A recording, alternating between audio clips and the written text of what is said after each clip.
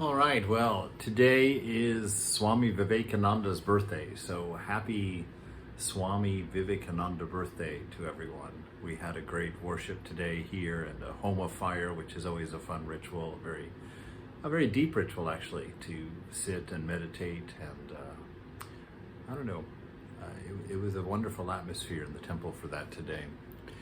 So we're going through the Bhagavatam and we're looking at some of the riddles in this stream of riddles that the Lord Narayana has, or the sage Narayan has presented to us. And yesterday we talked about the mind or the woman in the story who changes form frequently is the mind. And today we're going to look at the husband of this woman. Now, of course, I got a text message kind of calling this scenario a little bit sexist, like how come the mind isn't the man? And I'll leave that discussion for another time.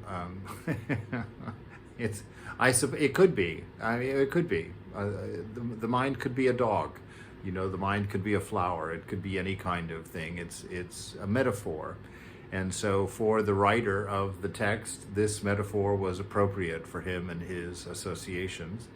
And so that's how that is. I say that to distance myself from it a little bit, because tonight we're going to talk about the husband of the wife and one of the riddles about understanding who that is or what that might be.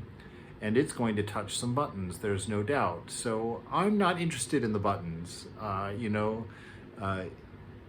It is not good to stereotype anyone or anything, but it is human nature, apparently, to stereotype because we do it all the time and react to these things.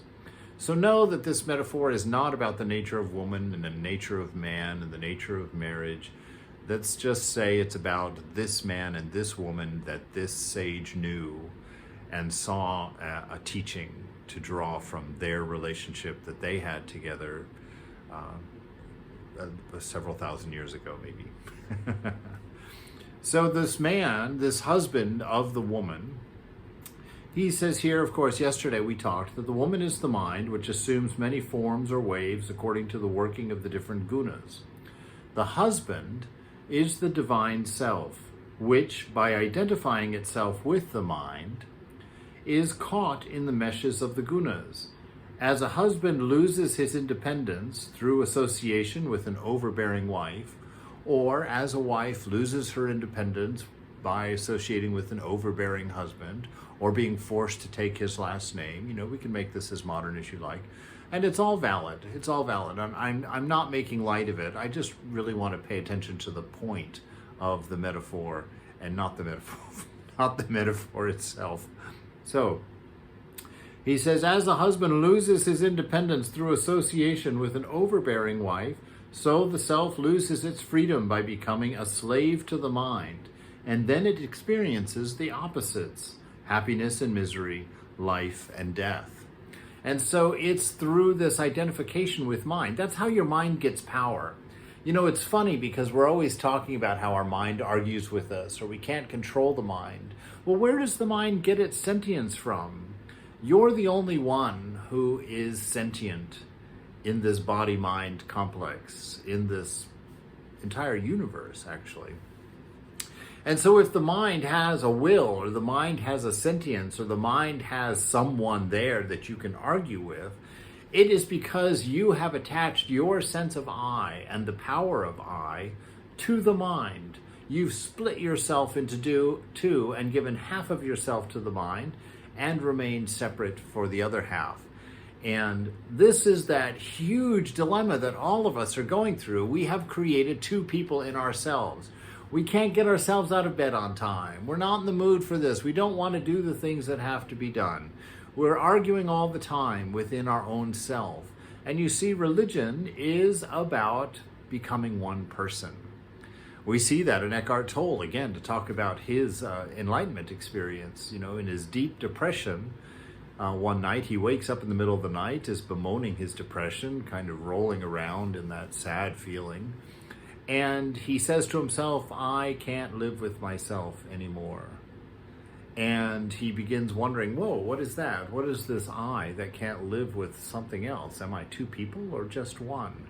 And just ruminating this idea brought him to his realization.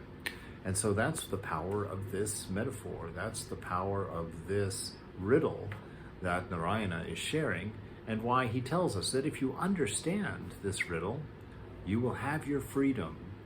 Know that you are not the mind. Let your no's be no's and your yeses be yeses. Don't argue. Decide the night before what time you're getting up in the morning and just get up at that time. You know, one of the worst things you can do is when that alarm clock goes off is to go through and do a roll call with the body. Like, oh, it's so comfortable here. Oh, I'm still so tired. Oh, just another 15 minutes. If you allow that, which is what identifying with the body and mind would do, you know, because if you're not identified with it, who cares how it feels? Who cares whether it gets up or not? But by identifying with it, you take its needs as your own needs, and then you are forced to serve the mind. Then you're forced to become a slave to the desires of the body and the desires of the mind. And so he's just telling us, you know, in this relationship with the mind, you are not the mind. And the mind must and will obey you if you are sincere and earnest and unified in your desire to drive the mind where you want it to go, and not to take into considerations all of its own wiles as your own. So be free, be in charge, make your yes, yes, and your no, no, and when the mind is not listening or the body is not obeying, know it's because you're sharing your sense of self with it, and you have divided your power in half and are fighting with your own self. Don't do this.